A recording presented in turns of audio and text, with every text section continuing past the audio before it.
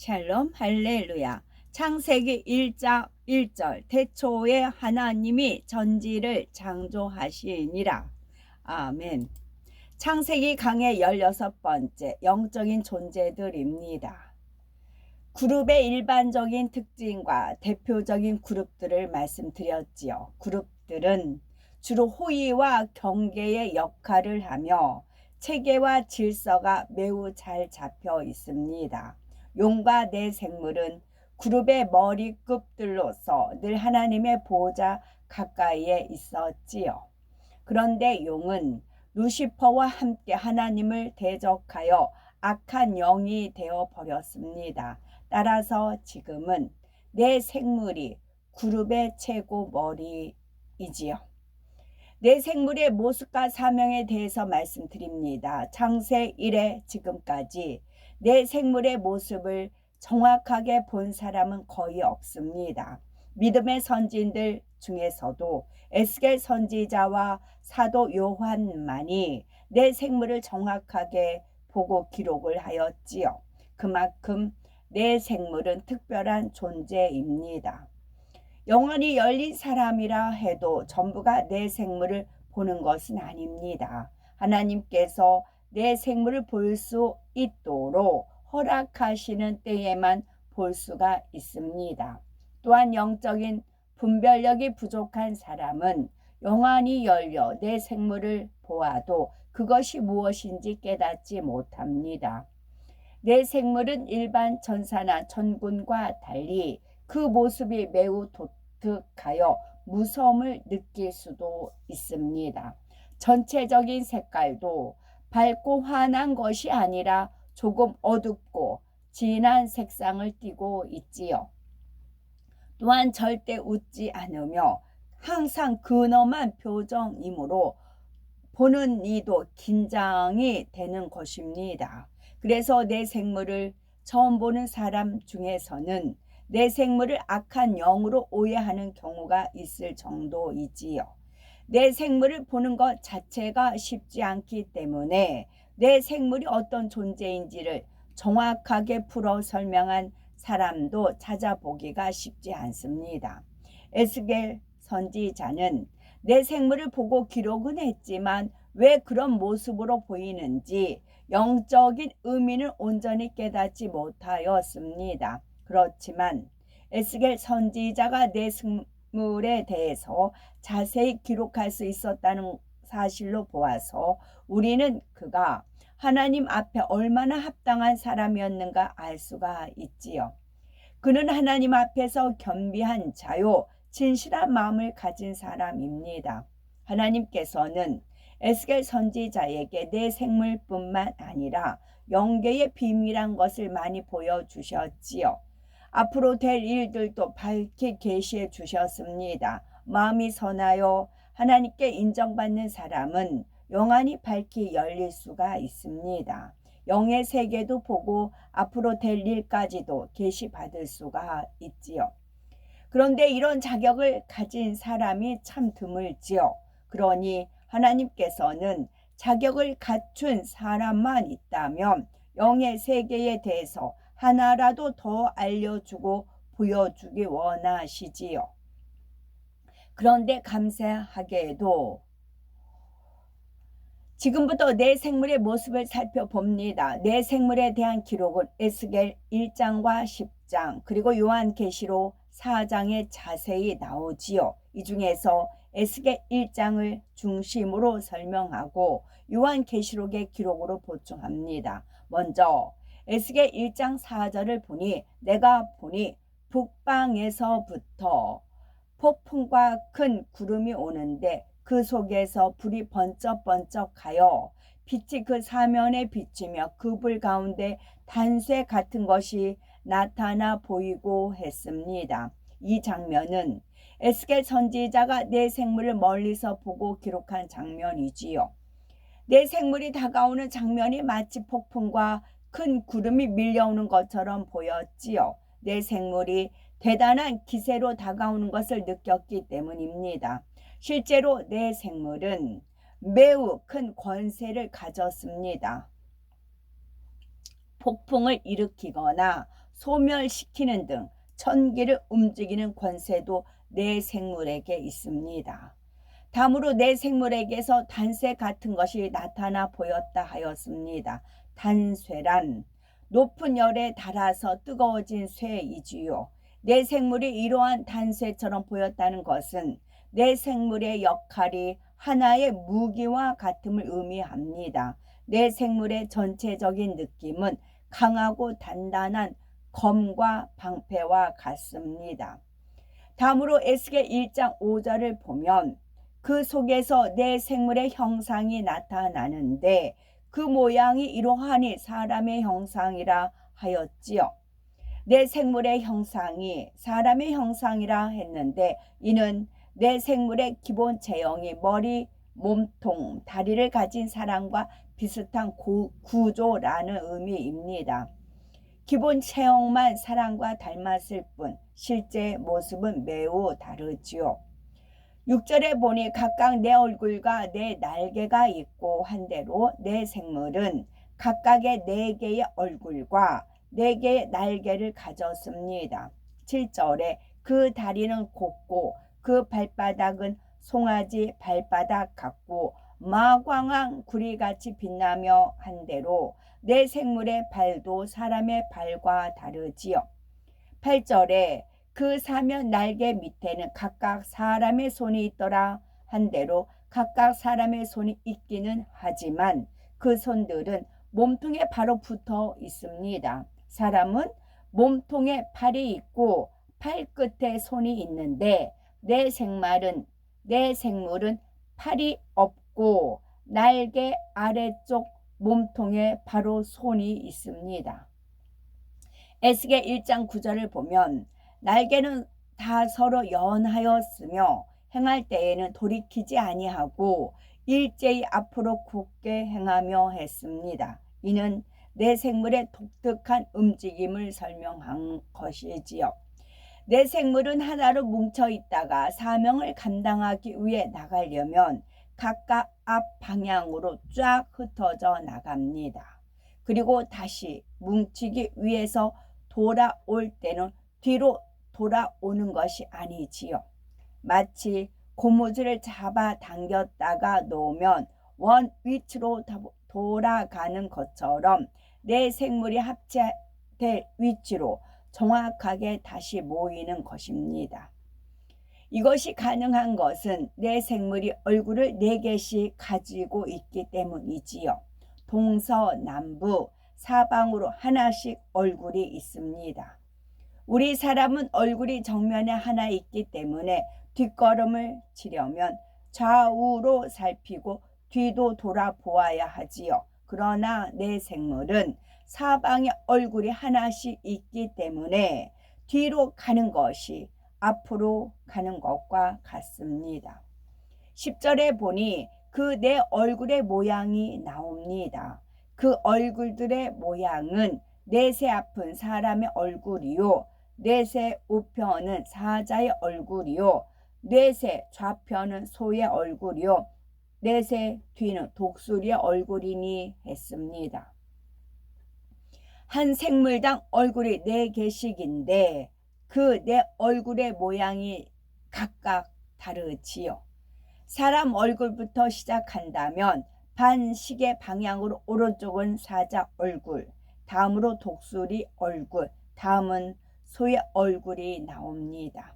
내 생물 모두 이러한 순서는 동일하지요. 이렇게 4개의 얼굴을 가진 생물이 총 4인데 이를 총칭하여 내 생물이라 합니다. 그러면 내 생물의 얼굴은 전부 몇 개일까요?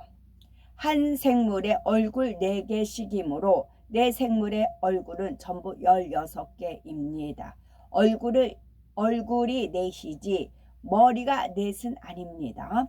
한 생물당 머리는 하나뿐이고 머리의 사방으로 4가지 얼굴이 있다는 것입니다.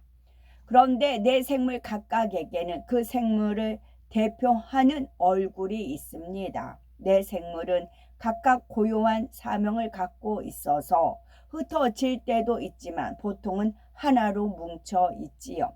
마치 내 사람이 등을 마주하고 팔짱을 낀 채 얼굴은 동서남북의 각 방향을 향하는 것과 같습니다. 그러면 네 사람의 등이 마주한 가운데는 빈 공간이 생길 것입니다. 이처럼 네 생물이 하나로 뭉쳐 있을 때 각각 바깥쪽을 향한 얼굴이 그 생물을 대표하는 얼굴입니다. 또한 한 생물 안에서도 대표 얼굴은 나머지 얼굴들보다 상대적으로 큰 편이지요.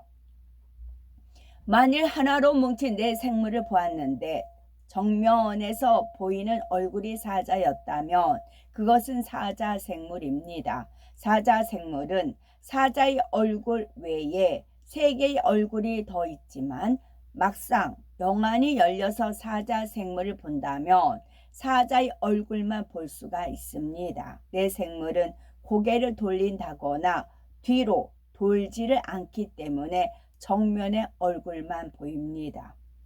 에스겔 1장 11절을 보면 그 얼굴은 이러하며 그 날개는 드러펴서 각기 둘씩 서로 연하였고 또 둘은 몸을 가리웠으며 했습니다.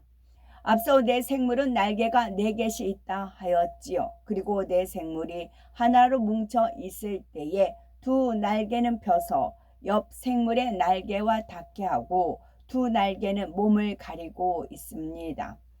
그런데 요한계시록 4장 8절에 네 생물이 각각 6날개가 있다라고 기록이 되어 있지요. 사도 요한이 네 생물을 잘못 보았거나 잘못 기록한 것이 결코 아닙니다. 사도 요한은 하나로 뭉친 네 생물을 보았고 그때 네 생물의 날개가 6개로 보였지요. 반면 에스겔 선지자는 네 생물이 흩어졌다 모이는 것도 보았습니다. 그래서 네 생물 각각의 날개의 수를 더 정확히 볼 수가 있었지요. 따라서 네 생물의 날개는 각각 4개인데 네 생물이 뭉쳤을 때는 6개로 보일 수도 있는 것입니다. 네 생물이 하나로 뭉쳐 있을 때가 되면 날개의 수가 많아 보이지요. 또한 각각의 생물들이 날개를 폈다 접었다 할 수도 있습니다. 이때 날개가 서로 포개지면 날개 수는 적어 보일 것이고 포개지지 않으면 많아 보일 수 있습니다. 에스겔서와는 다른 요한계시록의 기록으로 인해서 우리는 네 생물을 보다 입체적으로 이해할 수가 있지요. 따라서 우리는 성경에서 서로 다른 것처럼 보이는 구절을 발견해도 이상하게 생각할 필요는 없습니다. 이곳과 저곳의 기록이 다르니 성경에 오류가 있다 해서는 안 되지요. 성경은 절대 참이며 다르게 기록되는 데에는 반드시 이유가 있습니다. 사복음서에도 이런 부분이 있지요. 예수님께서 십자가에 달렸을 때 그 좌우편에 달린 강도들에 대한 내용이 복음서에 따라 약간씩 다릅니다.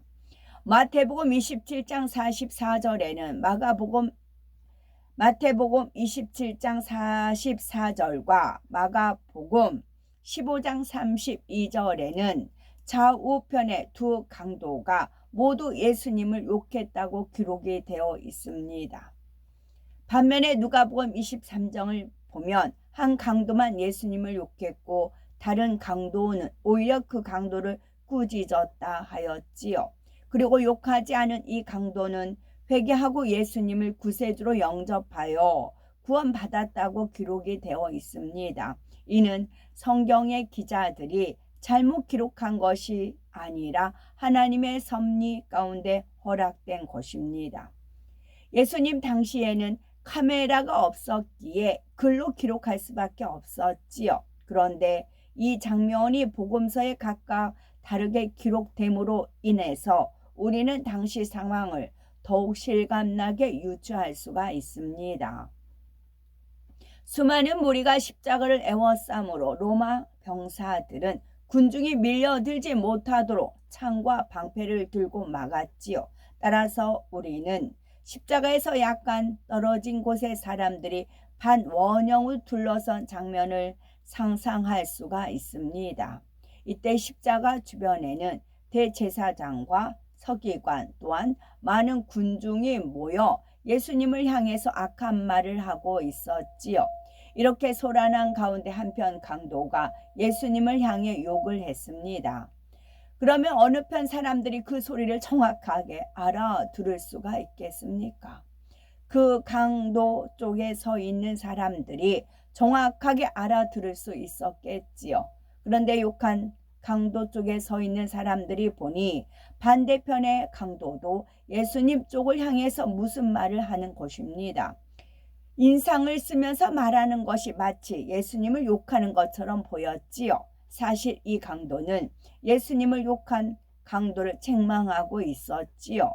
그런데 욕한 강도 쪽의 사람들이 볼 때에는 마치 중앙에 십자가에 달린 예수님을 향해 욕하는 것처럼 여겨졌습니다.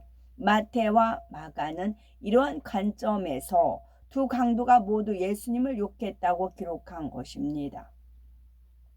반면 누가는 그때 상황을 정확하게 알 수가 있었지요. 그래서 한 강도는 예수님을 욕한 것이 아니라 오히려 욕한 강도를 꾸짖었던 것이고 회개하여 구원까지 받았다고 기록을 하였지요.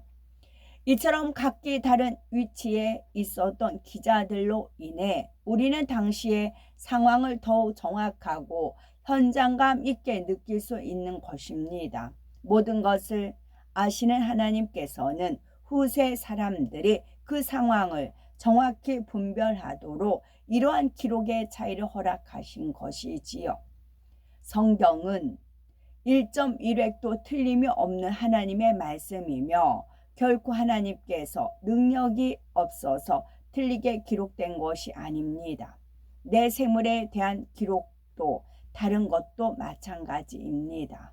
내 생물이 어떤 모습일 때 보았으며 어떤 각도에서 어떤 방향으로 보느냐에 따라 기록이 차이가 날 수 있다는 사실이지요. 내 생물에 대한 에스겔서의 기록을 살펴보면 에스겔 1장 13에서 14절에 또 생물의 모양은 숯불과 횃불 모양 같은데 그 불이 그 생물 사이에서 오르락 내리락 하며 그 불은 광채가 있고 그 가운데서는 번개가 나며 그 생물의 왕래가 번개같이 빠르더라 했습니다. 하나로 뭉친 내 생물 가운데에는 약간의 빈 공간이 있다 하였지요. 그 공간 안에는 번개처럼 번쩍번쩍 빛이 나는 불이 오르락 내리락 하고 있습니다. 이러한 내 생물은 번개같이 빠르게 움직이지요. 전광석화처럼 빠른 것입니다. 전광석화란 번개불이나 부싯돌에 불이 번쩍거리는 것과 같이 매우 짧은 시간이나 매우 재빠른 움직임을 비유적으로 이르는 말입니다. 가운데 불이 있어서 횃불 같은 내 생물이 이처럼 빠르게 움직일 때는 철의 소리 같은 불의 소리가 굉장히 크게 납니다.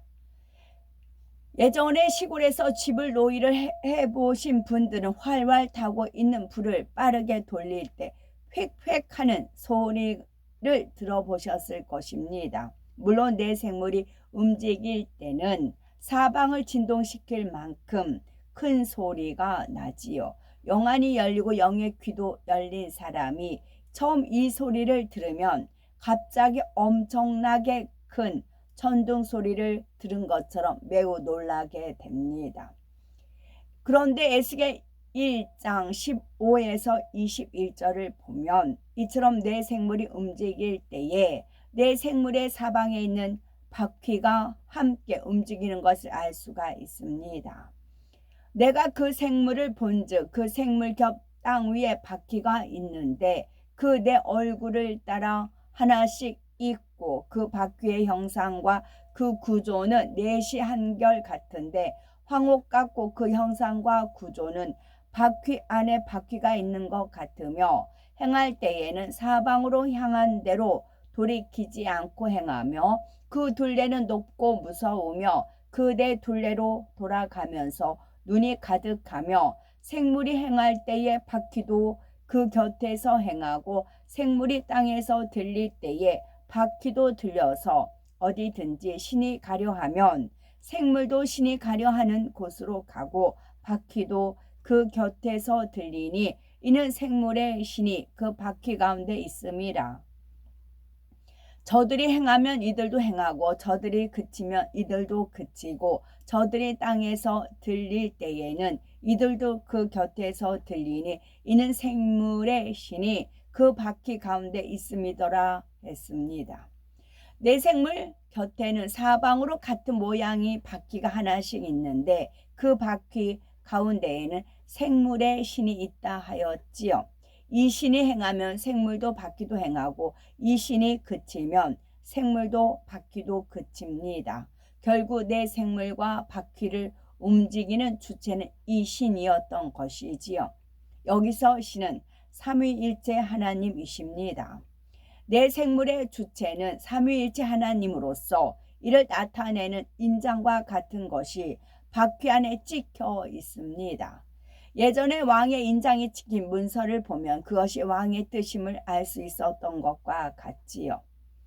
내 생물의 주체는 삼위일체 하나님이신데 내 생물을 주로 조정하시는 분은 성령님이십니다. 성령 하나님께서 아버지 하나님의 뜻에 따라 근본의 소리를 발하시면 내 생물은 그대로 움직입니다. 내 생물은 그 인장의 주인인 삼위일체 하나님의 근본의 소리에만 순종하지요.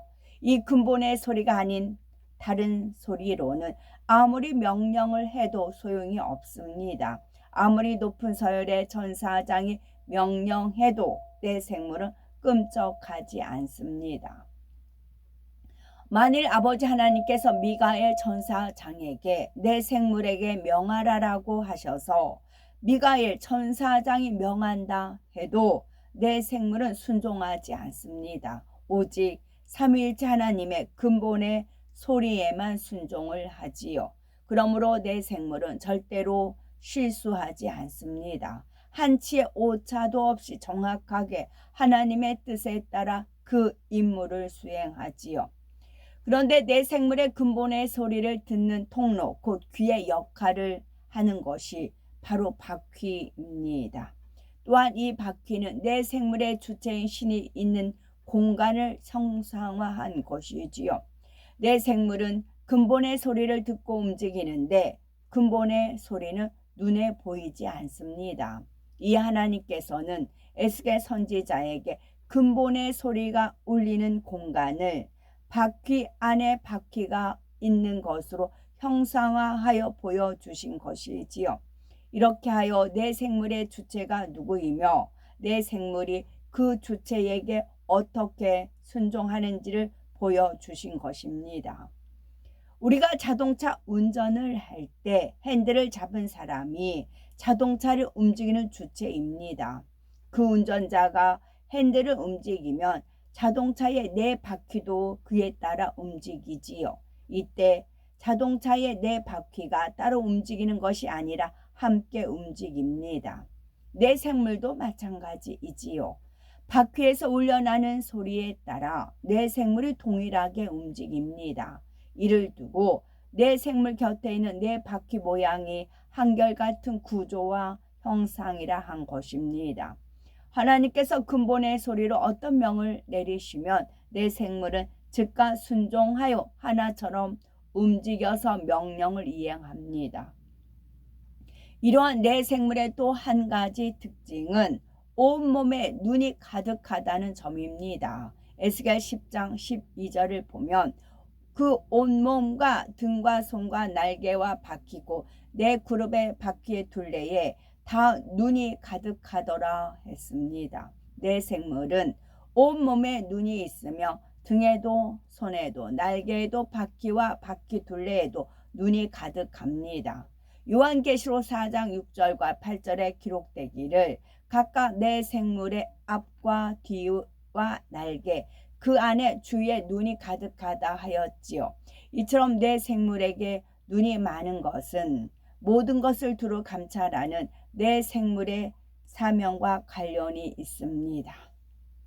내 생물은 성경에 분명히 기록되어 있지만 그 누구도 밝히 설명하지 못하지요. 그런데 아버지 하나님께서 마지막이 가까울수록 이상 기후로 인한 천재지변은 빈번히 나타나며 자연재해도 심각해집니다. 그런데 이런 것은 내 생물의 활동과도 관련이 있습니다. 그래서 만일 아버지 하나님께 기도하여 내 생물을 움직일 수 있다면 천재지변도 막을 수 있는 것이지요. 다니엘서 12장 10절에 마지막 때의 영의 흐름에 대해서 말씀하십니다. 많은 사람이 연단을 받아 스스로 정결케 하며 희게 할 것이나 악한 사람은 악을 행하리니 악한 자는 아무도 깨닫지 못하되 오직 지혜 있는 자는 깨달으리라. 마지막이 가까울수록 영과 육은 흙과 백이 갈리는 것처럼 갈리는데 우리는 어느 편에 서시겠습니까? 우리는 부지런히 몸과 마음을 정결케 하여 영으로 온영으로 들어가시고 그래서 아버지 하나님의 은혜와 사랑에 보답해 드리는 복된 우리로 나오셔야 되겠죠. 아멘. 샬롬.